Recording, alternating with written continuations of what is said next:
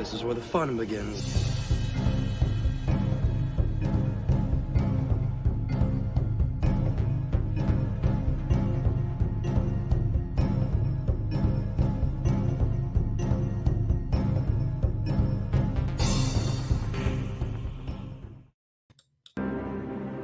I had fought the worst of all wars and witnessed the redemption of evil. I have seen balance restored to the Force. But order can turn to chaos, as it did when I was born.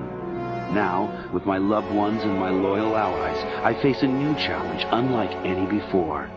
And I'm not sure this time we can win. Star Wars Vector Prime by R.A. Salvatore, the first novel of the new Jedi Order.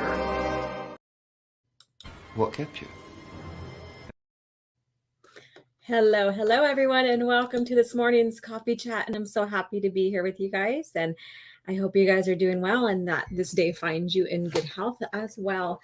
And we are going to talk about the Empire today. We're going to go to the dark side, I guess you could say, if you want to call it that. Talk about the Empire and its influences on the galaxy. And speaking of the Empire, I also put a poll up. That's why I didn't ask anyone to vote on their favorite whatever for a poll. I thought it would be just convenient, goes with the flow of the show, to ask what your favorite Empire is. I can only choose 4. And I wish there was more options. I wish they at least give us up to 6 for you guys to vote on, but they give you 4. So take a look at that. If you haven't voted, vote. The Rakata Empire. So that is back like 35,000 years in Star Wars history. And I just couldn't put the year on there because you only get so many characters to type out. And then the Sith Empire and the Galactic Empire. And then the new Empire, basically the Fel Empire. So I thought I'd choose those. Those are more recognizable. People can possibly relate to them. And so go ahead and vote for that. And so far the standings, I'm surprised the Fel or the new Empire. I should have put Fel Empire, but the new Empire is at 7%. The Galactic Empire is at 40%. The Sith Empire is at 47%. And the Rakata Empire is tied with the Fel or the new Empire at 7%. So yeah, so please get your vote in right there. And I'll keep the poll up for about an hour. We're going to end slightly short today. We're going to go an hour and a half because I have to be at work by 11. So this will be fun, short and sweet. And yeah, so I'm going to go ahead and see who's in the chat. And first of all, what is in your mug? What are you enjoying? What is your beverage you're enjoying this morning, afternoon, or evening, wherever you are in the world? So, and I know Orange Chat is like the Eternal Empire, laugh out loud. And then so welcome. Thank you guys for coming in, and Orange Chat review. Thank you. And hello there from Batsy Universe. Iris, hello all. Yes, hello to you and good morning from where I am at. No mention of my empire. My disappointment is immeasurable and my day is ruined. I'm sorry, I can only choose 4 characters for the Empire, And if you are on Twitter, and I don't see much of this on Facebook, but if you're on Twitter, if you talk or use any kind of memes that deals with Palpatine or the Empire, and you use it to tease or whatever, or even post it, you're all of a sudden fascist. So this is the direction Star Wars is going with their fan base. They're making the Jedi look like villains. So they're rewriting, reimagining the lore here, and taking out the good versus bad, the mythos and stuff like that, so that people inserting today's events. That's what's going on. So, and so you're going to get that a lot now. If you use Palpatine or anything that deals with an empire when it comes to Star Wars, you're a fascist. You're bad. You have to be aligned with a certain political leaning because you're using them. So I guess my stream is fascist today. So, and then Jim says, at least I got a good moment of trolling with the Queen of Ranroon's Fabled Treasures Hall. And then Matt G, hello. How are you doing, Matt G? And then I am the Senate, right? I need to put that up. I need to make a clip of that. and with him saying, I am the Senate, right? I need some more good clips. I hardly use them. Let me see. These are the ones I have. So we're just going to go through. I hardly use them whatsoever. I do use the commercials a lot more. I did. What kept you? What kept you? I love that. And this one. This is madness. This one. You rebel scum. I love you. I know. Force is strong with this one.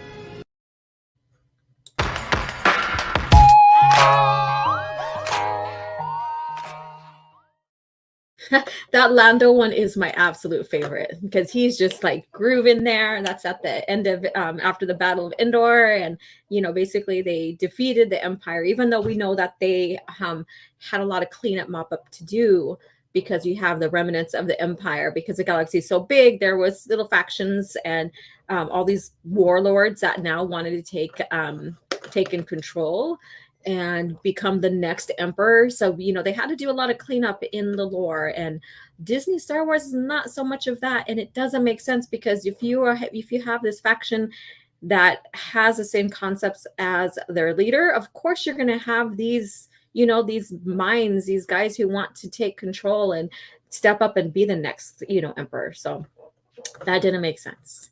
And then Canadian Collector, hello, how are you doing? But I like the Emperor Lightning Zaps GIF. Oh yeah, I need to figure out. I need to put some more stuff up there, and I hardly use them, so that's probably why I don't add more. Me to the Twitter Morons you mentioned. You will pay the price for your lack of vision. That's another one too. You will pay your price for your lack of vision. Yeah. Yeah, so today we're talking Empire. So make sure you go vote for your favorite Empire. And I'm sorry if your favorite one's not on there. I can only put 4 on there. So I apologize for that. It's out of my control right now. But if there's anything else you want to add or share when it comes to your favorite Empire. In fact, whatever you vote for, share why you like them. So if you voted for the Rakata Empire, which basically they got the hyperspace invention and use into full force, and even the hyperspace, they started mapping out the hyperspace lanes and stuff like that, which gave Corellians, once they got a hold of that technology, the Corellians then followed suit on that with creating, hyperdrives that were not force sensitive to use, I guess you could say. And so that's the whole history. They did contribute to the expansion of the galaxy, even though they tried to conquer it. Tatooine is one of the planets that got bombarded, and it used to be and Tatooine is basically the home planet of Star Wars, I guess you could say, in a sense, because that's where the story starts. And but because it got bombarded and destroyed by the Rakata, it used to be a beautiful, lush planet with oceans, foliage, forests, all of that. And after the bombardment, it basically destroyed the planet, turned it into glass that ended up being basically desert, I guess you can say. So that's a little history on Tatooine right there. Little history from the Rakata. And then the Sith Empire, of course, you have that with the wars against the Jedi and the takeover and all that, which is very fun. And I highly recommend, I have it right next to me, getting this because, and there's a thing I want to share with you guys in here, since we're talking about the Empire and how much they were xenophobic. There's a page I want to share with you guys in here. I should have took a picture of it and just shared it on stream here, like on a PowerPoint, but I didn't. But let me see here. Where is it at? Speaking of that, and I wish I marked the page because I did not mark the page, but they do have, all the events and history of all, not only the empires and New Republic and stuff, but they also have the events and the war surrounding that. So I thought that was really, I love this. This is something that I highly recommend. So if you don't have this in your collection, I like I said, I recommend this. And let me see, I want to find that page. New Hope. Let me see here. The ultimate power in the universe. Let's see here. I am looking for the Adventures of Han Solo. Okay, I'm coming up to it. Imperial Atrocities. So this is basically this map, and I'm going to hold it up here for you guys to see, and I will share it on Twitter in our community page. These Imperial Atrocities, the map that it shows, basically shows where the Empire had slave control, did genocide, had BioWare environmental devastation, and systematic denial of basic rights, extensive civilian casualties. So basically this right here breaks down what the Empire did to the majority of systems and stuff, and mainly to, I'm not saying the humans were left out of it, but mainly to the species, different species other than humans. So let me see who's coming in. I know we have more people coming in. It's trees, and then I shared that already. I voted for the Sith Empire, Vitate's Empire. I like how it was an experiment. He moved on when he realized it wasn't going to thrive due to the infighting, correct. And I do have Cringe Factor that we're going to discuss here pretty soon, because that goes into the discuss of the Empire as well, under Palpatine. So let's see here. I love a good atlas. Reading maps is my favorite thing for me. I am weird. Hey, it's amazing. Like whether it's a map of a galaxy, or it is a map of, you know, like the Earth and stuff, and just seeing all the, you know, the different elevations and stuff. And here's the new Empire, basically the Empire, the Fell Empire. So this breaks down the galaxy, and even like you can go into the Clone Wars here and see all the missions, and it shows the failures and all that as well. So this is such a fun, and it even has Lando's and Han's adventures. So that's pretty cool. So I highly recommend this. It even has Sidious's preparations. So it has that mapped out. Yeah. So very fun to have as a resource.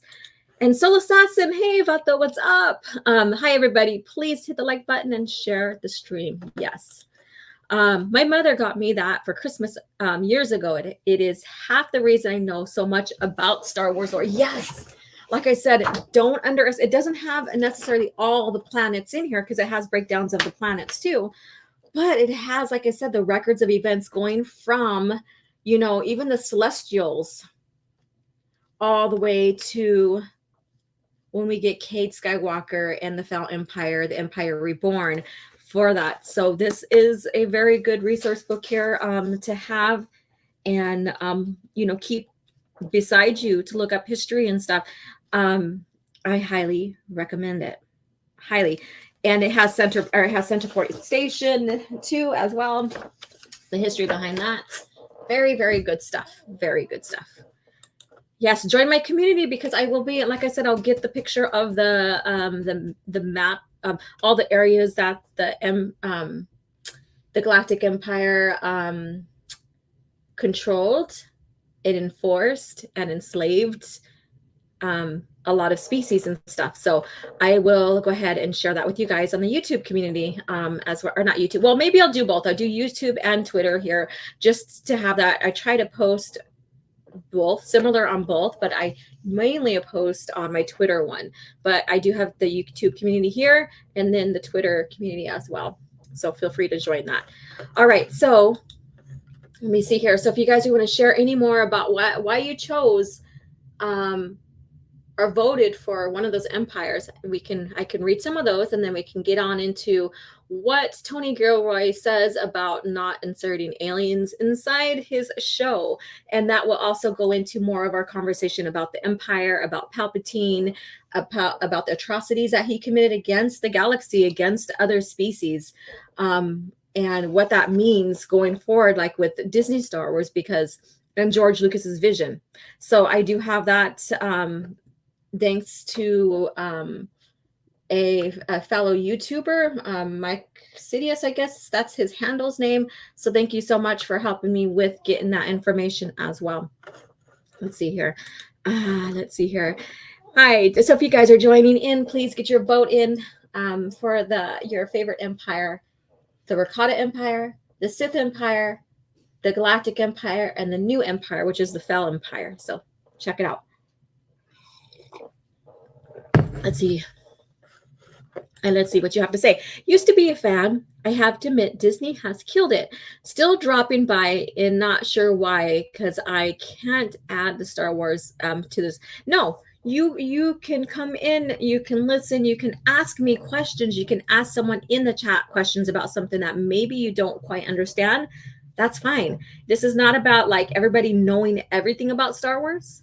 If your basic knowledge is the movies and you're coming in to expand your horizons with Star Wars, welcome. If you are only came into Star Wars because the movies are the games, welcome. If you're an EU elitist, welcome. So any level of knowledge is always welcome here, because we learn from each other, and that's what my channel is about, Max. We learn from each other and we have fun discussing it. And again, if you have any questions about anything or all that, that's good. Sit and listen, ask questions, contribute what you know. Yeah, because this is what this channel is about, is expanding your horizons and your love for George Lucas era Star Wars. Yeah, so let's go ahead and get into the cringe factor. I usually don't do cringe factor first, but we are today because it's going to go into the further topic of the Empire as well. For George Lucas era of Star Wars, and then why it doesn't make sense for the direction they're going with the current. Let's see here. Now I've read one of the Thrawn trilogies. I've read the Corellia trilogy, Jedi Academy, and old solo books. Awesome. That's a good start. We all start somewhere. Sometimes we just read a little bit and that's it. Perfectly fine. No judgment. Which one of those was your favorite, since we're on this topic? The Thrawn trilogy, Corellia trilogy, Jedi Academy, or the Brian Daley books? So let me know. Let's see here. So you mean old solo books? So I'm guessing it's Brian Daley. So let's see. I managed to still be a fan of Star Wars thanks to me staying under my EU rock. It's nice and cozy, so I can sit back and grab a snack. And speaking of reading something new, and EU Commando shared this on Twitter, and I put it in the community. So this is a canceled short story that Tom Veitch did. You know how if you got insider magazines and stuff like that, or sometimes it was even published online, there are short stories that add to the lore. And this one was basically canceled, but it canceled one, but it's republished online. So if you want something completely new to read, EU related, I recommend this right here. So I recommend going to this right here. I thought that was fun to see. I heard that it was published, but I didn't know where. And then EU Commando this morning, I seen that he gave the link out. So thank you, EU Commando, or Commando EU Commando. So there's a new story for you guys, a new story to sit down and rest in peace, Tom. He passed away this last February, and it just kind of pisses me off that Disney Lucasfilm, who they're like, we are gonna go ahead and pull out, cherry pick, stories from the EU to fill in our gaps of our stories, basically. And so they did that for the Rise of Palpatine. They piggyback off of Dark Empire, which Tom is responsible for that story. And then now they took Tales of the Jedi title, and Tom is responsible for that story, that title, the creation of that. And then after he opened that world up, we had other people come in and write for those comics as well. But they never paid any respect, any homage back to him. And I think that's disgusting that they don't. If they're going to pull from the EU, which I do not like whatsoever because it bastardizes their characters in the story, at least pay respect to those who were responsible for creating the story. Yeah, so there we go. Go check that out. Let me see what you guys have to say here. Solo trilogy. Okay. I am thankful for the people watching all the shows. I can't take the cringe levels. Too much for this gal. I don't, that's not my cup of tea. I will compare and contrast. That's what I like doing. So I will sit and discuss. I will do my research, sit and discuss about scenes with people who've watched it. Go back and compare it to either the story with the old versus the new versus the original, or the characters and what they're doing. I don't like their direction with Mon Mothma in there, but hey, it is what it is. Let's see here. That writer actually describes shining Naboo style ships, which were later shown in episode 1, meaning George Lucas took those books seriously, but so much is done to kill by Disney and it dampens it. Yeah. There you go. Thank you again. Let's see here. Let's see here. Disney never respects the dead. Look at Rogue One. Disney Lucasfilm thinks Alderaan was the Empire's only count of Jedicide. Is that true? Is that true? Let's see here. Who knew that necromancers would come from a kids' theme park? And please get your vote in right here. I'll read the standings before we get into this article here. So the Rakata Empire is at 8%. The Sith Empire is at 35. The Galactic is at 54. And I think the Galactic Empire, because a lot of people know that more than any other. So I should have not put it in there, but I did. The New Empire, our Fail Empire, 4%. So right now, the Galactic Empire is the one that's leading the pack. Leading the pack. Okay. Let's see here. So here it is. So how many of you guys here, and I'm not going to shame you for this, do what you're going to do. How many of you guys are following the Andor show? And what do you think? So I'm throwing this question. This is not a trick question or anything like that. This is not. So how many of you guys are watching the show? And what do you think about that? What do you think about the show? You know, the people have been saying that the show is the darkest, most mature theme suspense story in Star Wars. And I'm like, are you kidding me? And I wore this shirt, and if you've seen my tweets, then you would know. But I'm wearing this shirt right here. If you guys recognize this shirt, let me know. But representing the New Jedi Order, which is the most dark. Well, I would say maybe Battle of Jabim is tied for that, but it is the most darkest story, I guess you could say, post OT, because we have the invasion. We have people getting killed left and right here. So they weren't afraid of getting given something new, but still staying with the Star Wars story, right? They weren't afraid of killing off people. They weren't afraid of bringing in a new threat. So they broke away from the Imperial remnant, and also making Luke, question his abilities and the direction that they need to go, having him mature from that. And then also, the Jedi being conflicted on how they should handle this, and also the New Republic being conflicted. And so there's a lot of in-depth storylines going in there. And, even Corran Horn, went through some hard times with, I think it's Tythera, that Ithera, or whatever the Itherian's home planet that got destroyed by the Vong. So he had that, and blamed himself. And so I question this right here, like, okay, so this is the most darkest Star Wars story and mature? No. When you even read through some of like X-Wing series, that's mature.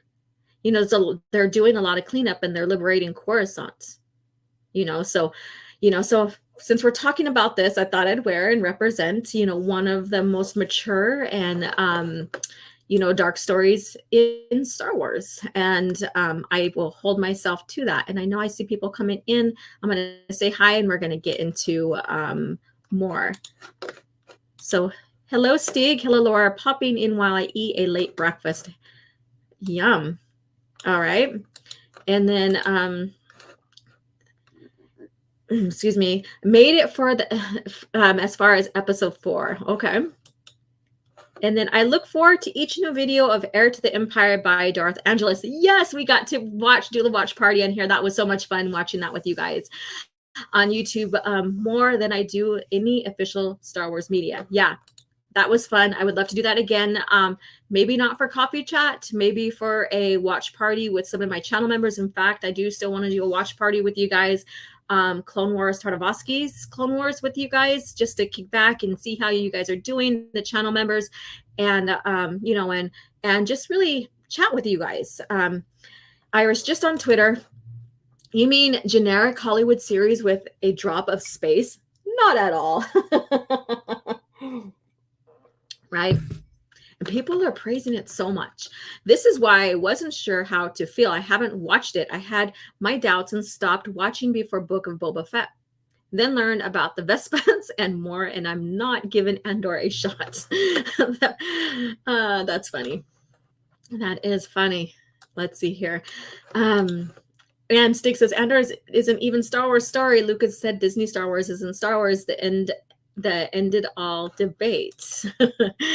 People that make these statements probably are not familiar with a tenth of the EU. No, they're not. They'll say, "Oh, the EU is bad," blah blah blah blah. You know, all that stuff that they say. And I've read it, blah blah blah, and then they'll basically just share Infinity stuff, which is really wasn't canon. It was what if stories,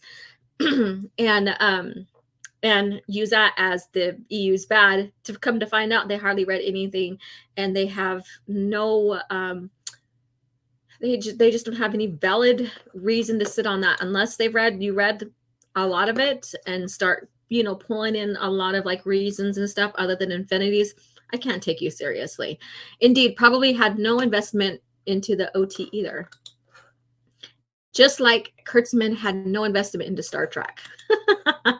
And howdy, the Red Ranger. If you're tuning in, please vote for your favorite empire. Howdy. Haven't bothered watching Andor, so glad I'm not missing much, to be honest. They got the job and they are only familiar with the basics, and we'll get into that. So we're going to get into that. I just wanted to catch up on some of your guys' chat. It is like a cat being hired as a police dog. Yeah, they're just going to sit there and not want to do anything and lick their butt, right? So let's see here. Hey, what you doing? How you doing, Benzo? The Kyle Katarn trilogy and Kotor 2 were also darker than Andor. Yeah, you're right. Yeah, there's some dark stuff in there. So when people claim this is the darkest Star Wars, blah, blah, and then they say, oh, well, we mean on screen. And I'm like, really? Because, you know, look at, even though it says A New Hope, there are some dark scenes in there. You know, when we get into Empire Strikes Back, you know, so I don't know. And then, you know, we get into, you know, Revenge of the Sith. So if you really want, and then we get into, you know, so if you really want to say dark stories, George did them too. But he did them so well where it's not constantly dark stories, just like the New Jedi Order. It's not constantly dark stories. You know, George knew how to weave it in and out of having those peaceful moments or those moments of contemplation, and then also the dark moments. Let's see here. My other computer wants to be stupid. All right. You're really not read. It's kind of, or you're really not read. It's kind of boring. I don't know what, I'm really not read. Okay. Revenge of the Sith, really dark. Yeah. When they say dark is Star Wars, I guess they mean the lighting in the frames.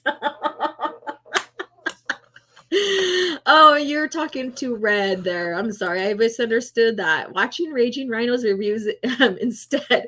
Yes. I watch his reviews too. And it gives me some clues too. I'm like, oh, wait, like, okay, this is I understand why he's raging out on this and stuff. But yeah, let's see here. I wish they made it even darker so I wouldn't be able to see it because it's simply too dark.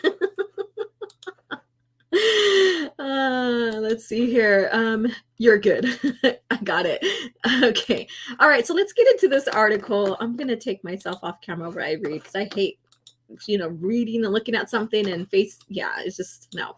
Okay. So basically, part of the thumbnail or the title of the thumbnail is about no aliens in Andor. And again, thank you to Mike Sidious, I believe. That I might be saying it might be someone else, but a fellow person on Twitter shared this article with me. And I shared it with Raging Randall because he's right. And what I've seen with Star Wars, this Andor show, there's hardly any aliens. And it's like, okay, so you don't want to go and lean into the Force and lean into the Jedi versus Sith kind of story that Star Wars built upon, right? But Star Wars was built upon the galaxy as a whole, and that includes alien species. So let's get into this story here, and we'll get more into what Tony Gilroy has to say about that. Get this ad out of the way. All right, how Andor creator Tony Gilroy kept his crew Star Wars fandom in check on set. So this is, this goes into why he hasn't used aliens in a franchise that's experiencing an extreme identity crisis between the old and the new. So Star Wars is experiencing identity crisis between the old and the new. Well, that's because you decided to say, oh, the EU is non-canon anymore, or not canon to us. We're just going to toss it. We're going to ignore it. We're not going to use it unless we feel we need to cherry pick from it because, we're not creative enough to make up our own stuff. We're not creative enough to expand on the stories that were already told and go beyond those frames of the movies to tell our story. Okay, so let's go on. So basically there's an identity crisis going on, you guys, between the old and the new. Andor is the freshest Star Wars and quote unquote Star Wars. So you notice the quote there, the quoted Star Wars, the freshest Star Wars has felt in a very long time. How do you, okay, so you guys feel that this is a fresh new story? Really? Because the story, like Dark Times has been told, the Rebel Alliance forming has been told, and didn't you guys tell the story to Disney Lucasfilm with your Rebels cartoon? So how is this telling something new? Yeah, I don't know. The entire attitude of as a series has been unconcerned with filling the time with tie-ins. So it's unconcerned with filling the time with tie-ins and cameos, and instead focus on telling nuanced story about the beginning of the Rebel Alliance and character study into how Cassian Andor became the hardened renegade we meet in Rogue One. All right, I'm going to check you guys' chat because there's a lot to digest here. There's a lot to digest here. Yeah, we did a massive book burning. Yeah. All right. Rogue One has ships entering hyperspace from within gravity. That destroys 6 movies Lucas made. The blockade of Naboo no longer makes sense. Yeah, well, not only that, it is a knockoff to Dark Forces, when they were getting the plans and stuff too. But yet, this is all new and fresh, because, well, I'm talking about Andor especially. It's all new and fresh. Lance, how are you doing, Lance? What up, OG? Just dropping in the line. Thank you for the content. Thank you for coming in and supporting. And vote. Get your vote in. Get your vote in. And my thing fell off the screen here. I don't know what happened here. Let's see here. There were red, not Mickey Mouse flags, and yeah. I'm not going to read that, but I get what you're saying. Hoth too. Hoth was dark too. Did you know that Mon Mothma's son was killed at Hoth? Did you know that? Yeah, he was killed at Hoth. So so that's one of the backstories back there, is that he was killed at Hoth. So during that time frame, she lost her son. She did. She lost her son. And so that's a bit heartbreaking, you know, losing your loved one, and all of that. Let me see here. I'm trying to get back to my screen because my YouTube or my other screen popped off, and that has the voting count that I want to go ahead and read off to you guys. So if you guys are joining, check out the poll and vote for your favorite empire, and just share. You don't have to, but I just encourage sharing anyways, because it just brings more conversation in to our topics. But share why you voted for them. Share why. Excuse me. Let me take a sip here and then we'll move on.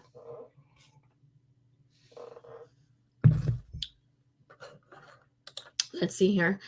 Awesome. So we are at, the Ricotta is at 6%. The Sith Empire is at 29. Galactic Empire is at 57, and the Fel, or the New Empire, is at 9%. So Benzo says, along with Darth Vader seeing Leia's ship and the Death Star being self-sabotaged. Yeah, that's another thing too.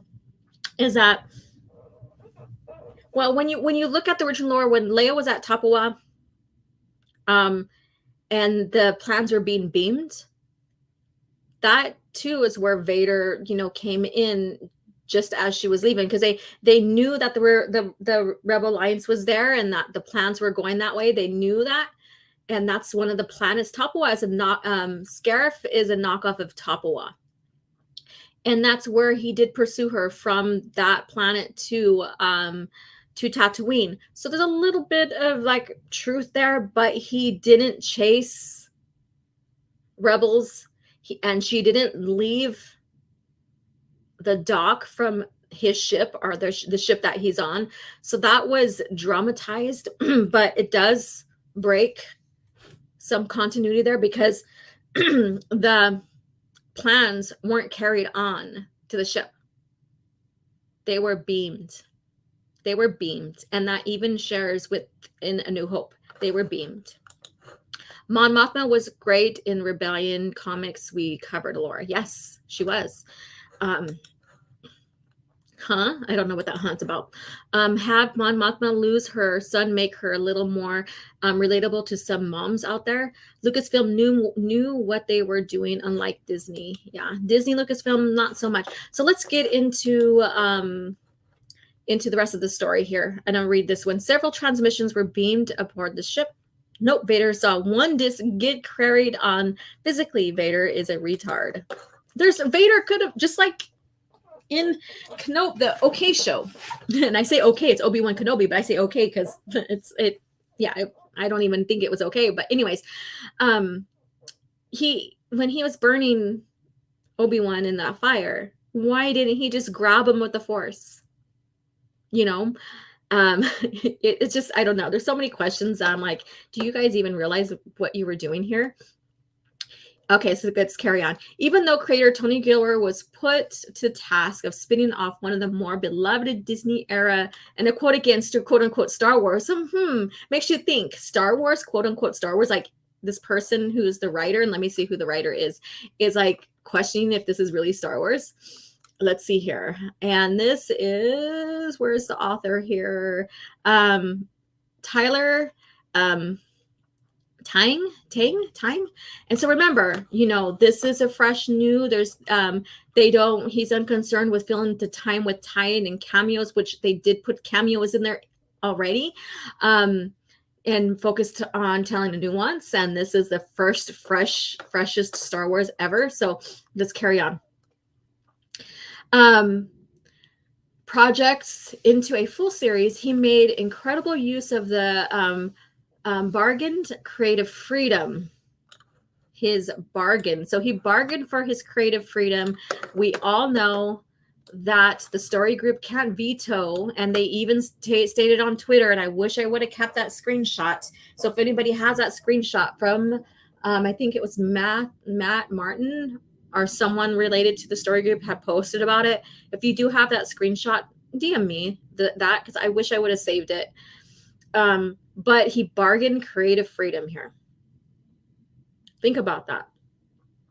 When you've seen stories come out under George Lucas and you hear the authors discuss the development of them, and the I would recommend the reader's comprehension book, the reader's guide, whatever it's called. But anyways, I don't have it in front of me and I can't think of the name right now, but I would recommend that book because it has little footnotes in there of continuity, and it has, and even the books, like the original print of these novels has acknowledgments on, and then the author shares who helped them with the stories, how involved like Sue Stoney and them were with, and other authors were with making sure that they maintained continuity, and even George Lucas. And when you buy the reprints of them under the Legends label, especially the newest ones with the reimagined covers, they take the acknowledgments out.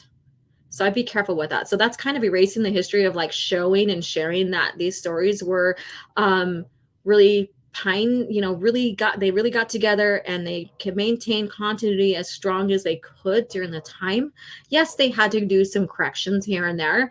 It was so expansive that there was going to be fault here and there, but they end up correcting them. And so so that's not a bad thing, right? Making sure that your continuity is in line, and then going back and correcting any missteps or whatever that's made from the past or whatever. So that's a good thing, right? Because you're keeping continuity. Now, he bargained for creative freedom, which means he's not going to really follow like what George set up for world building, I guess you could say. Because when you bargain for creative freedom, just like Filoni does, you just kind of like just step all over what has came before. And if you guys have been keeping track of Tales of the Jedi, there's a lot that George stepped all over within Disney Lucasfilm's own continuity. So think about that. And they did away with the EU so that they can have creative freedom, and that they can tie up and make something more stronger in continuity, like having one seamless continuity. They're full of shit. All right. Gilroy is careful to avoid simple regurgitations of the recognizable image of the series past, steering Andor to darker and more morally ambiguous places. So he is avoiding simple regurgitations and recognizable images of the series past. So he's like not taking in consideration of what came before in the world building to make it similar. So when you go immerse yourself into a story and you don't see similar pieces, like, you don't see like aliens that George used in his stories, because he's building a believable world, right? Kind of takes you out of the experience, don't you think? It's like you might as well just have made this a sci-fi and not even call it Star Wars. Just do a spin-off of something and not even call it Star Wars. All right, so we're going to go on. Oh, yeah, and with the darker and morally ambiguous places. And so Tony Gilroy, if you guys haven't seen or heard on Twitter or other people talk about this, Tony Gilroy admits that he's not a fan of Star Wars, that he never got into Star Wars. So he's thinking that he's reinventing Star Wars when he's not. And a lot of people are eating this up. Oh, this is brand new. This is a new cutting edge of Star Wars. This is so fresh and new. It's darker, blah, blah, blah, than what we ever seen. No, it's not. And if you have read the new Jedi Order, which had a lot of criticism because of how dark it is, then you would know. If you read Battle of Jabim or you watched Revenge of the Sith, that's some dark shit right there. Yeah. So ultimately, the greatest boon Gilroy has as a new voice in quote unquote Star Wars is his lack of Star Wars fan loyalty. So that's his greatest boon, is the lack of Star Wars fan loyalty. See, look at, I don't know if this is something just to laugh about, or if this is cringy, or it's like, okay, I don't know what you guys are taking on this, but this is the cringe factor, part of the program here for Coffee Chat, which is going to go into talking about the Empire as well. So basically his boon is the lack of Star Wars fan loyalty. It's because he's not into Star Wars, so he doesn't have a fan base, and he's writing for a fan base that isn't a continuity. Well, I don't know. Used to be, maybe, because I do question now people who say, oh, I like this, but they're not recognizing that this continuity and the world building is not staying true. When the world building is not staying true to what George did, I think you need to sit back and question this, because this is not new and this is not fresh. This is not something that's they're bringing something new in. They're disregarding the world building here. And we're going to get more into that. All right. So let's go ahead and check out what you guys have to say. Killing innocent civilizations. I don't know what. Let me see. I don't know where exactly what. Oh, and Juluk. Hello. I heard this AM that live action Hercules is next. The cartoon was crazy already, showing Zeus and Hera being love spouses. Haha. Yeah, I don't know. I haven't been keeping track of that, but I'm not surprised. Almost on par with Kenobi letting Vader go at the end of the season. Let's see here. Or not killing the greens when you bust through your dragon. Killing innocent civilians. Oh, wait. I was thinking of House of Dragon. I can see that. Revenge of the Sith is the movie I shut off when Anakin turns, because he turns on a dime from questionably good 300% evil to no, it's over time that he gets turned, and he is faced in that quick decision, helping Mace are getting unlimited power so he can save his wife. So that's all led up, and it's not quick. However, he has to make the quick decision in the moment of the fight. So I don't think it was quickly done. That explains why he said Mon Mothma was Nancy Pelosi. Sounds like this person thinks loyalty is just sticking a name on something and people mindlessly consuming it. That's not loyalty. Loyalty. No, it's not. And that's why I question this. People, they're not sticking. He's not sticking to world building. He's not sticking to the world building George. And I will share a clip here pretty soon on that. But he's not sticking to the world building that George created for the foundation of Star Wars. He's totally slipped off. Well, under Disney, I don't think it's there anymore. So he totally just like looked at what was remaining of the foundation and he's like, I'm going to set camp about 1,000 miles away from there. So yeah, he's been approaching Andor as a show of its own first and Star Wars project second. So a Star Wars project second.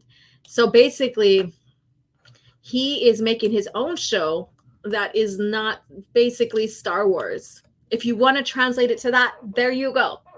There you go. Show of his own first. His own. And then maybe sprinkling Star Wars here and there. You get it? See where this is going? See where this is going. All right. Keeping the series rooted in a great amount of emotional honesty. What emotional honesty? What are you talking about with emotional honesty? There's nothing honest about the direction you took this. While Gilroy himself might not be too big of a fan of space wizards and laser swords, another hint to why people should not really be supporting this. Although they're saying, oh, because he's not a fan, this is what makes it great. Well, Rian Johnson was not necessarily a fan, and that wasn't great. He did a lot of breaking in the world building and character destruction. Why is this not the same? We'd imagine it would be hard for some of the actors and crew to step into those elaborate, fantastical sets and not get swept away. According to a Hollywood Reporter interview with Episode 8 director Toby Haynes, Gilroy made sure that specifically instructed his cast and crew to put aside their nostalgia in service of the show's vision. So basically, whatever you knew of Star Wars, Just put that aside. Just put that aside and do what you're told, because it's my show. Star Wars is second. Star Wars is put in the back. You may see some glimpse of it when Coruscant is shown in this background, which has no traffic. It's like there's no traffic whatsoever. And I shared with, I think it was Raging, yeah, I tagged Raging Rhino in, and I shared it with him, that even images from one of the Rebellion comics, and I know Stig and I went through those comics, but it has a scene of Coruscant, Imperial City, basically, and you see nothing but traffic. And this is early in the OT era. I believe it's like months, like a few months after Yavin, I believe. But anyways, you see the traffic going on there. But because he doesn't want nostalgia, because he doesn't know Star Wars, and because he doesn't pay attention, and he bargained for his creative freedom, and they're not correcting him, this is what you get. You get glimpses of, if there's even Star Wars in there. Yeah, Tony Gilroy was nervous about how much I love Star Wars, but I always say that I'm a dramatist first and Star Wars fan second. There you go again. Second. It's like, that's going to be in the background, so I'll do what you say, my lord. So what comes first for me is the story and the characters and what we're trying to do. Many emerging filmmakers who are inspired by George's original trilogy yearn for the chance to replicate the same emotions as watching the cantina scene in the original Star Wars, quote unquote Star Wars again, for the first time, fully immersing the viewer in the setting, indulgently showing off even alien prosthetics and otherworldly detail in the background. Well, that's what Star Wars is. He wanted to be relatable. He wanted us to be fully immersed into something that is not from our reality. Yeah. All right. As wonderful as those moments are, they just simply wouldn't work with Andor. And he quotes Andor. So anyways, and its serious, grounded tone. Thankfully, Gilroy had like-minded collaborators in this regard. So this is what is said. When you see your first droid on set, you do get really excited about it, and you have to make a concerted effort to make sure it stays in the background. Tony was very clear about that. He never wanted the foreground monsters. He never wanted the he never wanted to foreground the droids. He wanted it to be a part of the fabric of the piece, but not do a special shot where you're announcing a new alien or something like that. He really wanted it to feel completely integrated in the world that he was presenting, and not presenting in and of itself. So basically, he's like, oh well, when you're gonna walk into a cantina, forget aliens. We don't want them in the foreground, so let's just remove them. If we're not going to use them in the story, like have them communicate, why use them in the background? So he totally just said, okay, the world building that George created to making yourself feel some, emerged into that world with the varying species and stuff. Oh no. Can't look like that. Can't give the same feeling George gave you. Okay, so let's go on. And it must take great admirable restraint to ultimately sign up for Star Wars project where those kinds of nostalgic impulses were discouraged. That's not nostalgic. World building and putting Star Wars in the show, the aliens, the scenes correctly, all of that is not nostalgic. I don't think they understand like putting nostalgia in versus world building and putting things in that immerse you into Star Wars. Using aliens in the background is not nostalgic. Inserting someone in just for the flashy point, like Luke Skywalker in Mandalorian, coming to retrieve and save the day, that's nostalgic. That's member berries. That's jangling the keys. I don't think that they understand what nostalgia is. Most of Andor episode 8 takes place in the Imperial prison, and that's the main thing. Okay, so this is what I wanted to come to, and then we're going to be done. I'm going to show a clip. The Empire was very xenophobic. So with that, when you go into an Imperial prison, you should see alien species. Yeah, you're still going to see humans because, you know, there's always good and bad in all species in Star Wars, right? But because Palpatine, or Darth Sidious, and his empire and how they ruled the galaxy were xenophobic, and I highly recommend Open Airlock Policy did a wonderful video on xenophobia in Star Wars with the Empire. I recommend that video. I can't think of the name right now, but there is a video out there. But they were he was prominently xenophobic. Now, if the species benefited him, like Thrawn, yeah, he's going to use them to his advantage, right? That's what a sick mind does, right? That's what someone like with that kind of twisted mind will do. But they enslave, like I shared with you guys, the galaxy map of the atrocities that the Empire committed, the genocides, the slavery. The majority of the slavery was from different species, not humans. And that rebellion comic, My Brother, My Enemy, when they went to that base, and I can't think of the base now, but when they went to a base for a certain mission, and Luke was involved with that, they realized that the Empire was enslaving humans. But guess what? Those humans came from Jabim. If you know that Jabim story, then you'll know why they're using them. But predominantly, it was non-humans that were enslaved by the Empire.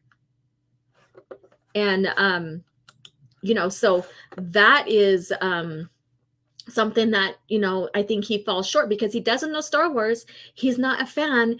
He thinks inserting aliens is nostalgic, which is not that. It's basically world building. It's contributing to the world build that George set up.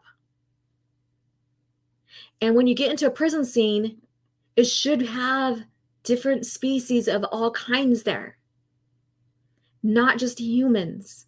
It takes you out of the experience of Star Wars. It doesn't make it Star Wars. It just makes it a sci-fi that is pretending to be Star Wars. And since he said Star Wars is second in developing the series, it's not Star Wars. It's not. He's making it kind of look like it, giving you hints here and there, but it's not Star Wars. Not Star Wars whatsoever. So let me see what you guys have to say. And I'm going to share that clip here. So that's where I wanted to get at, is that because, you know, he thinks it's nostalgia bait to basically world build.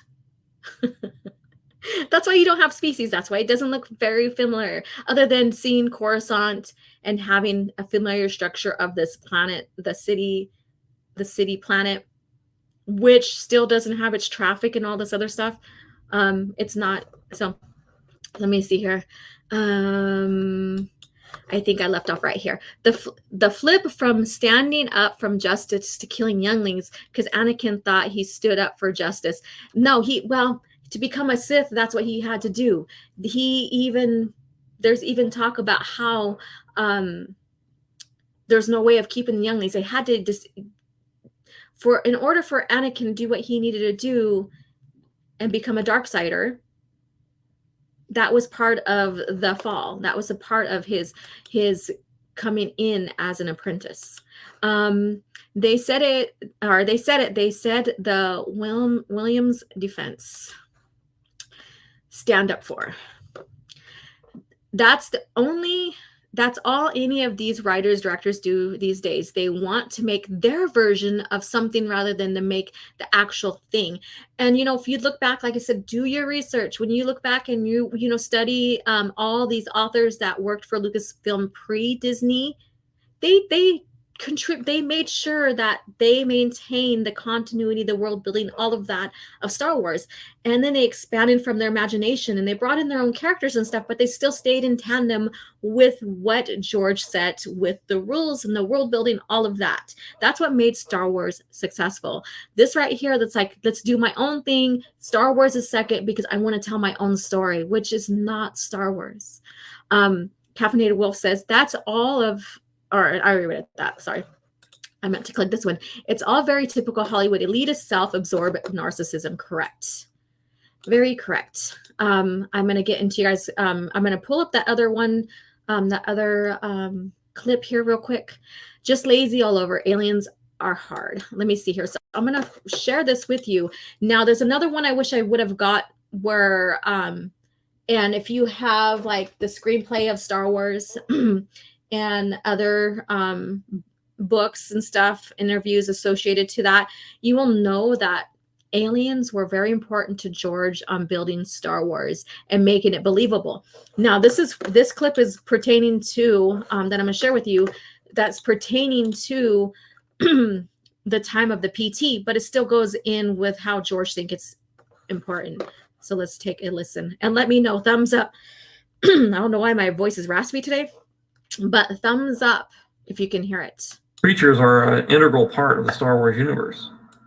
And I wanted to have creatures that weren't people in suits that could act. I've always wanted that. And so I've been pushing the technology to be able to achieve that. So Jar Jar was sitting there waiting to happen as soon as I could, we got to Jurassic Park. And I said, aha, now we're on our way. Now I can do this. There you go. So creatures, basically aliens, were an integral part of Star Wars. But yet he thinks it's a nostalgic impulse. So he decides not to use them. Let's see here. Where did I leave off at? Right here. It's like they're taking the wrong lessons from JJ's ep. I'm going to build a space station. It's going to be big. It's going to be huge. Yeah, the Empire enslaves alien species for the same manual labor for the prisoners were doing.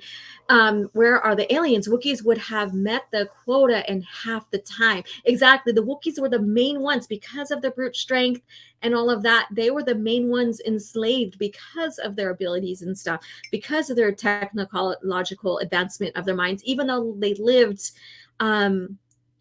in harmony with their planet, they also, used a lot of technical stuff.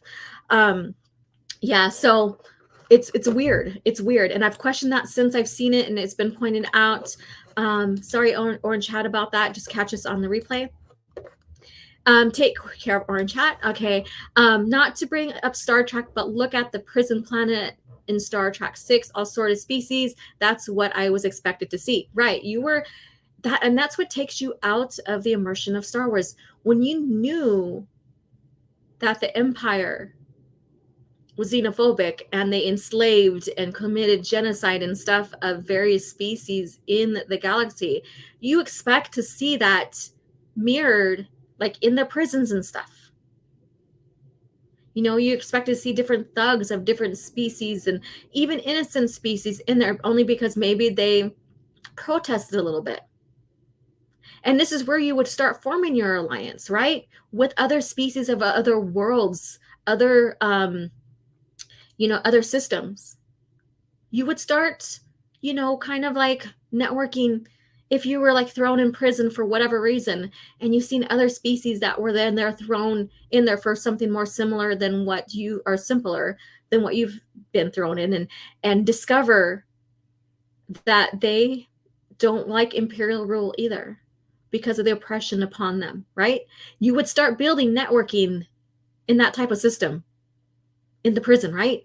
And the species were an integral part of the Rebel Alliance forming. It wasn't just humans.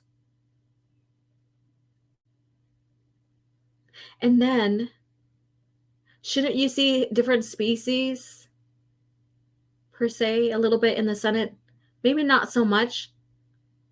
since humans were basically, and I'm going to say it this way just to kind of, it's going to sound gross or it's going to sound weird, I don't know, but humans were the cockroaches of the galaxy. They're the ones that spread out throughout the whole galaxy. Not like that's not a good analogy, I'm sorry, but they're the ones that made homes on in different systems and adopted different planets as home base. They weren't, humans in Star Wars weren't based upon the race, but based upon the planet they came from. So you like Han Solo, he's a Corellian. We have Tycho Selchu, Alderaanian. So they weren't discussed with the race they came from, but the planet. All right, so if anybody else is coming in, please get in your vote. I'm going to go ahead and close it out now. So far, the Ricotta Empire, 5%. The Sith Empire, 35%. The Galactic Empire, 53%. And the New Empire, basically the Fel Empire, at 7%. So I'm closing it right now. You guys, thank you for your vote. So ending poll. So I can now conclude that. Let's see here. When I first saw The Force Awakens, I found it strange that there were 0 Twi'leks and Rodians just chilling in the background. Yeah. It depends on the planet and place too. So that's the thing. It's the strategic world building, adding that George intended with that. The mouse fears the diverse aliens. I guess so. Let's see here. Yeah, we got specialized version. Han no longer shoots first. The special editions, that's not a big deal, really. And then we're denied the original. We're not allowed to see the real thing. That's still out there. You can purchase it. And the special edition, not a big deal. Please hit the like button, you guys. And let's see. And then fans have to reconstruct the despecialized version. No, again, like the special edition, it's not a big deal. Not a big deal. And I'll say this. As a creator myself, George, the special edition was to link a lot of what he was doing with the PT in, and then enhance, technologically enhance and stuff like that. It wasn't a reboot of the show or anything like that. So let's see here. The one thing the book of Boba Fett did well was Alien. Well, I give it that. And that's, I never complained about that. That was nothing. They used aliens. They were on Tatooine. Tatooine's a major port of traffic, then you have your smugglers going in and out. I mean, so you need to see it. But Coruscant, with billions of people inhabiting it, and there's layers and layers in the city, like you have the underworld. There should be some aliens on that planet still. And in fact, when I think this is the Force Unleashed era, but Leia is on Coruscant, and this is where she first sees, Darth Vader and stuff, and Tarkin and stuff. And she's got and even the Emperor, and she's got very bad feelings about them and blah, blah, blah, and, and what have you. So if you're familiar with that story, she does witness an Imperial Guard, I believe, and some imp harassing an alien species on Coruscant. So they're still there. They're still there. They got rid of all the Geonosians before A New Hope, except one. The Sith Empire, Galactic Empire, the Sith Empire is greater than the Galactic Empire because the Old Republic era, Skywalker era. I love that. Sith Empire greater than the Galactic era because the Old Republic era is greater than Skywalker era. I know you love the Old Republic way back in the days. I admire that. And that's, some people, like I said, everybody has their first experience of Star Wars when they go into the EU, and it's not necessarily the OT or the PT era. Sometimes it is like the Fel Empire era with Cade Skywalker, and sometimes it is the Old Republic, like thousands of years before, because the prequel trilogy is part of the Old Republic. It's the ending of the Old Republic. but you go way back, and I respect that. Everybody has their immersion in there, and I think it's wonderfully unique because we have our own like knowledge, like our advanced knowledge for where we began in Star Wars, right? And it's a beautiful thing finding someone on YouTube who doesn't care as much. Let's see here. All right, so going back to this alien stuff here, and the Empire. So we did see, Sidious, or Palpatine, or the Emperor, so we did see him, do keep or have kept aliens that benefited him by his side. And I think Thrawn was more tolerable because he was still humanoid. He was blue. Yeah, he had the red eyes because of the planet that the species adapted themselves to, and the type of food and stuff they ate on that planet and stuff. And so that was the evolution of those humanoid species of the time, the Chiss. So, but because of Thrawn's brilliance, and because he was, humanoid, he was tolerable to Sidious. But when you get into, Han Solo's story and his immersion into he enlisted and went through training into the Imperial Navy.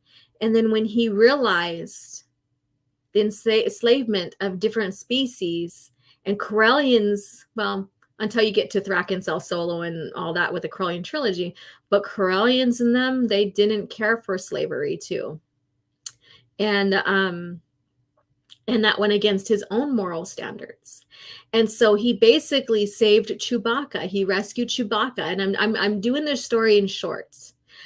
And he had to go against his own commanders, his own commanding officers' will. And he did shoot them. He did shoot him with a stunner. He put his blaster on stunner, right? And he did shoot him. And from there, he rescued Chewie. And that's how Chewie formed a life debt. There we go, with him. And but from the beginning, when you read Dark Lord, Rise of Darth Vader, that's the beginning of this enslavement of Kashyyyk, of the Wookiees as well. So you have that. And so when you look at someone like this who is saying nostalgia is inserting world building, the aliens in there in the foreground, making it believable, why aren't you questioning this?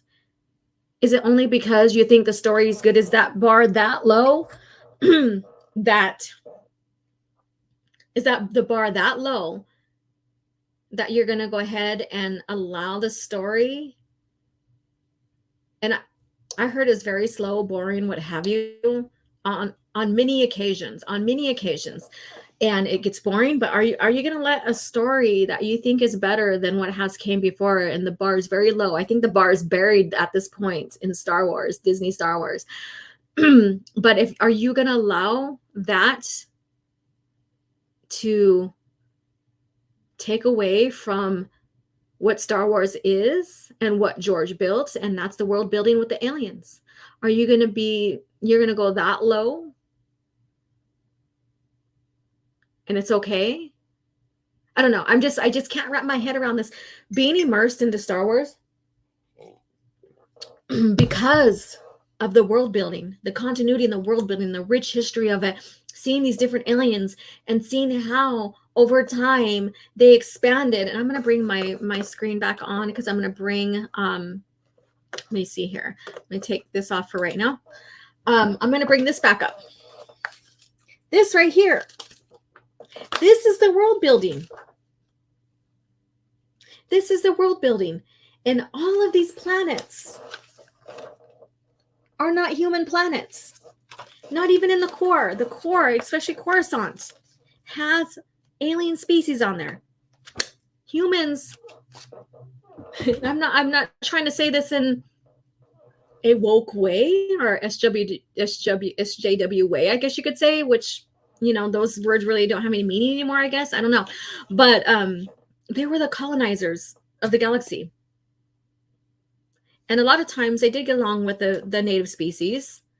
And, we've seen Padme eventually make peace with the Gungans and stuff like that.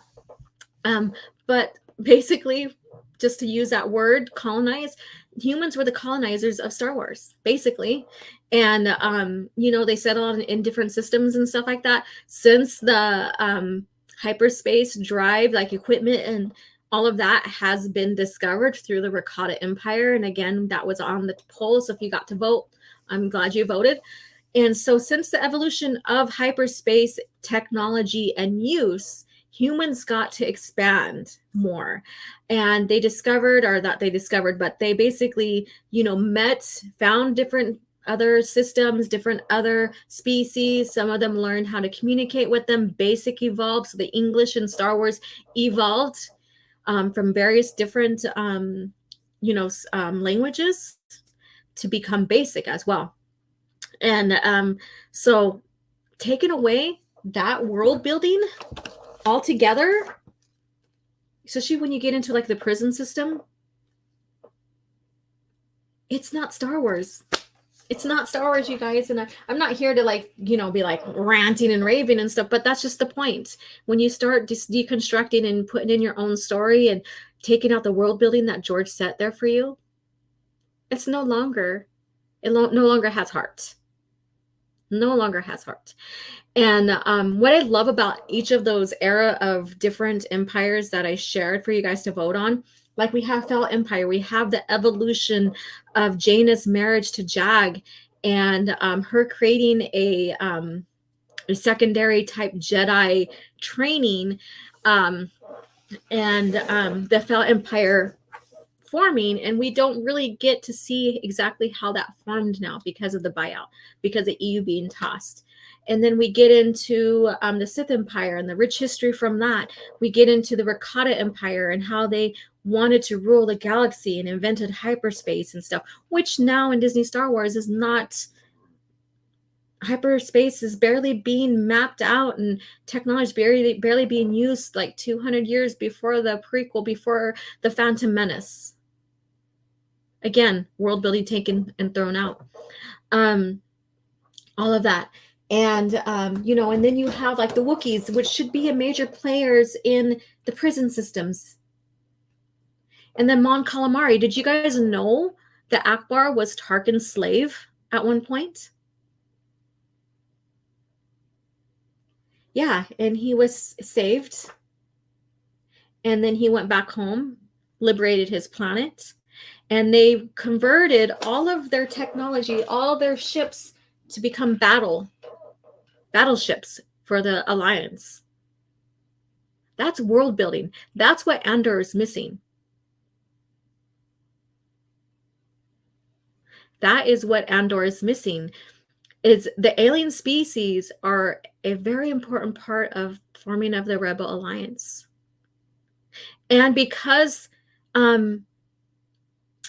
Master Yoda helped the Wookiees on Kashyyyk against the droids and stuff like that, like we see that in the Revenge of the Sith, but because of him and Voss and Barriss and her master, I think they were all there at one point, the Wookiees kept a life debt to the Jedi.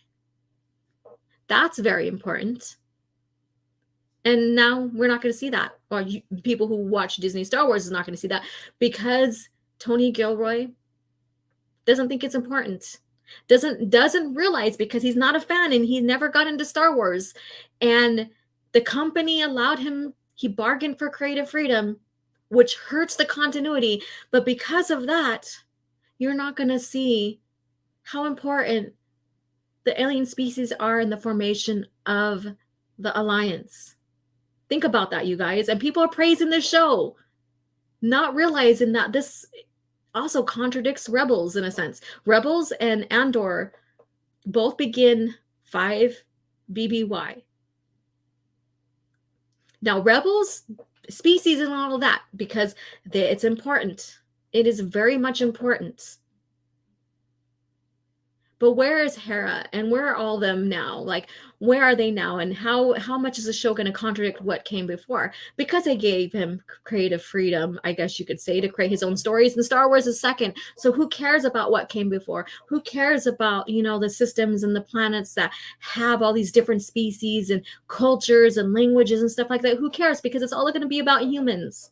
Star Wars isn't about humans.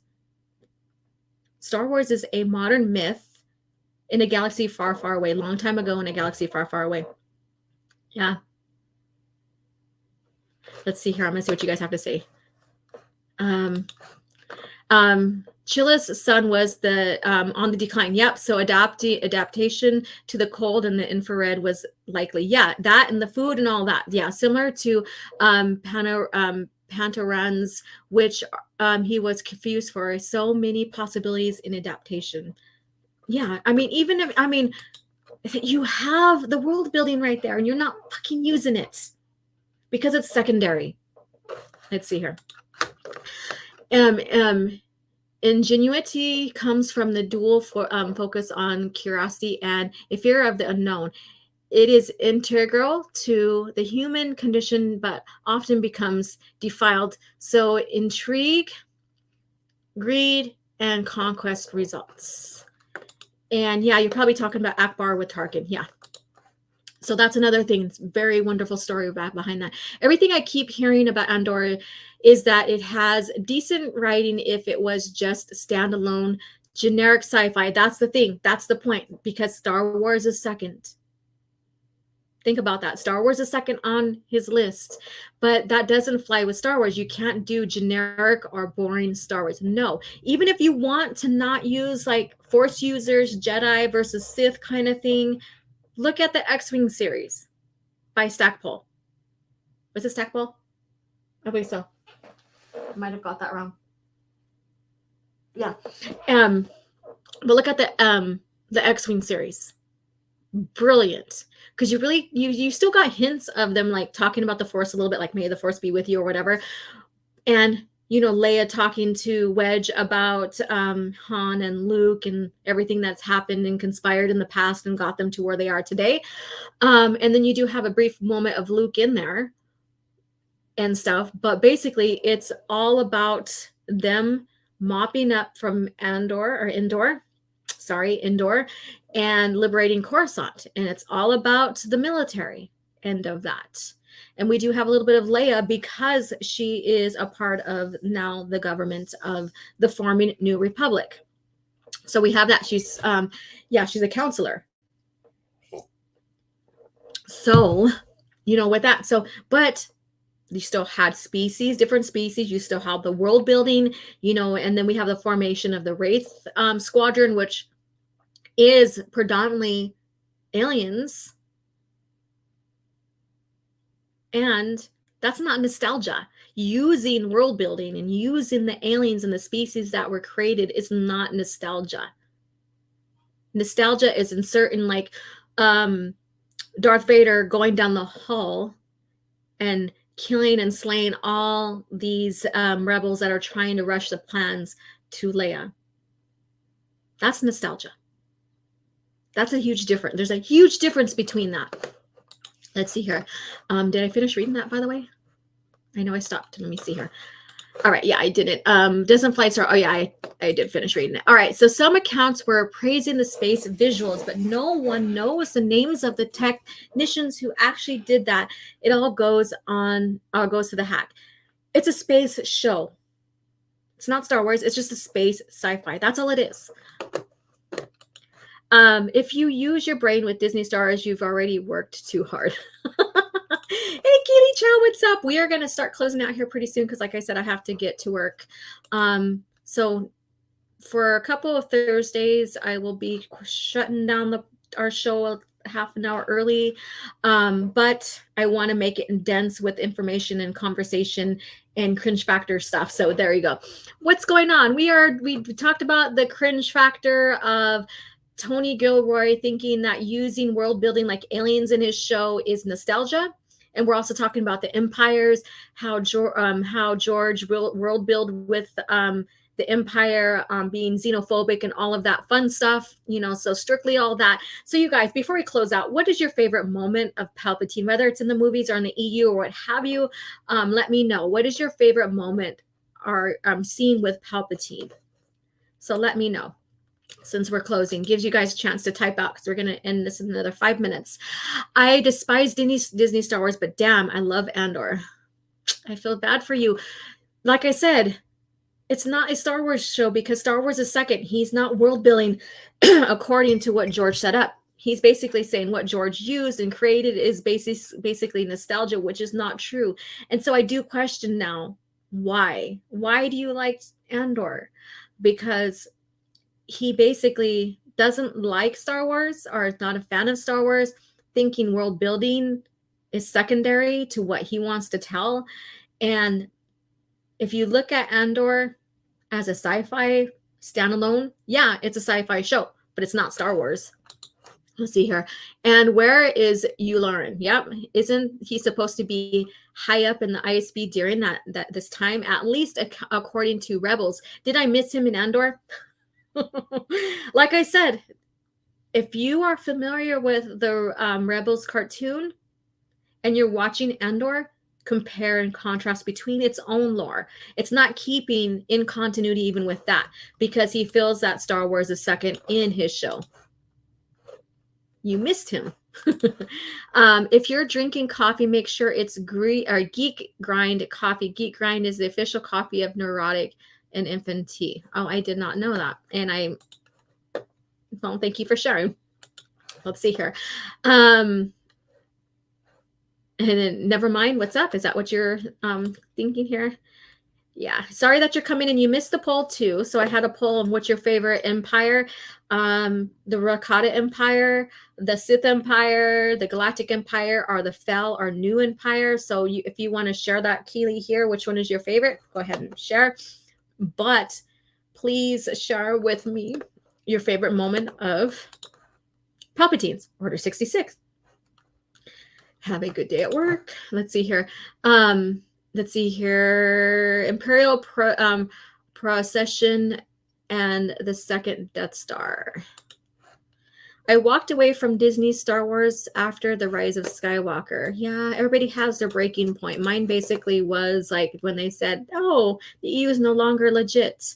Not a fan of the character, but my favorite Palpatine moment was when he rescued his master just to keep him instead of having his guards down for before he killed him. Yeah, that Darth Plagueis. That's a great novel. Yeah, and you don't have to be a part, you don't have to be a big fan of his, but we're always going to have our favorite moment, even with characters that we don't really care for, or that's not our favorite. I liked his interest in Jedi. All the troops lined up to greet him. Very precise and shiny. And thank you so much, Abu Nas. And sorry I missed your guys' Dark Council show. I helped with a Dia de los Muertos event, and so that I was doing that, and then I turned in 3 art pieces of mine to be an art show. So I'll catch that on replay. So Abanus, $5 super chat. Finally, I'm on lunch now. Happy to see my EU elitist do her thing. I know even though I enjoy Andor, I will take my beating behind this. Be gentle. You need to go and watch, because Tony Gilroy basically says Star Wars is second in telling the story, sharing, like putting aliens and world building into his show is nostalgia. So think about that. Star Wars is secondary, so he can do his own thing. World building, and what I was saying with people too here, Abu, is that the Empire is xenophobic. So Andor being in prison, you should see many aliens in there imprisoned, and there wasn't. Aliens are a very integral part of forming the Rebel Alliance. You don't see them in here either. So, and it's the world building. He is not paying attention to the formula that George set up, and so that's what this topic is about. On top of that, the Empire. Let's see here. Order 66 and Palpatine fighting Mace Windu. Excellent world building, purposeful dialogue, scale and stakes are realistically positioned, great storytelling, and it shows the ground level of Star Wars. That's why it is good. I don't know what you're talking about.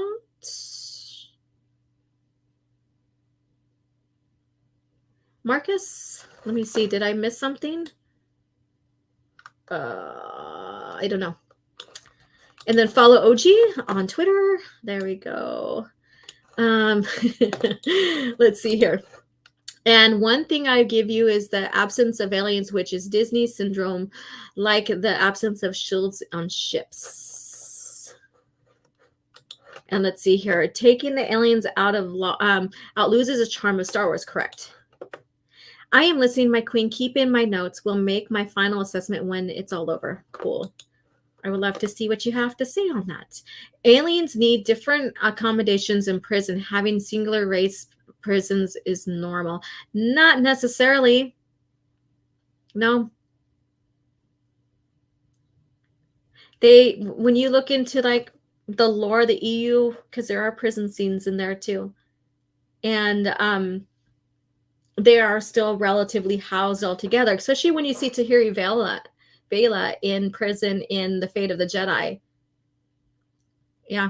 So, and that's not an excuse either. That's not an excuse for not showing aliens in prison, because they're still going to have the same floor to come out of.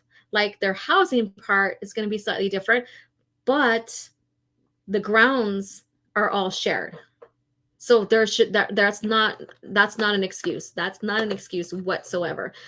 And you guys, it is coming up. I have to take off. And Abunas, thank you again. And please catch the replay on this. Like I said, I have to get to work at 11. So the next few coffee chats is going to end around 10:30, an hour and a half. So we're only going to be an hour and a half instead of 2.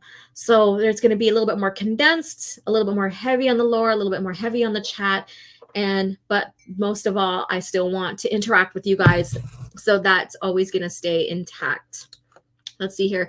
He was an emperor, but Chancellor Palpatine when he said, "And you, young Skywalker, we will watch your career with great interest." Yes, that's the foreshadowing. That was amazing. It's kind of like when you know exactly what's going on, you kind of get chills. You're like, oh my God. Let's see here. Darth Maul was in a prison and it had tons of aliens. Correct. Correct. Copy that. Sometimes work's got to take priority. Yes, it does. Yes. And thank you guys again so much. And thank you for hearing me out on this and talking about the Empire and how much of it is xenophobic. Like I said, this Cringe Factor article basically spun off what the topic was going to be. I wish we could have got more into the Empire in general. If I had an extra half an hour, yes, we could have. But continue this chat in the YouTube community on Twitter. Let's talk about this. Let's talk about, the impact of the Empire on alien species and what you thought about that and all of that, and how what you thought about Palpatine using those gifted alien species like Thrawn to his advantage. And so let's carry on that conversation on Twitter, my community page. I would greatly appreciate it. And thank you guys so much for tuning in and supporting. It's always fun to have you here. And you guys have a great day, and may the Force be with you. The fate of the galaxy is now in your hands. With the new LEGO Star Wars Slave 1, you can load Captain Solo, arm your weapon systems, man the cockpit, and take off with the most feared ship in the galaxy. But watch out for rebel ships. No matter the enemy, no matter the firepower, you control the action. With the new LEGO Star Wars collection.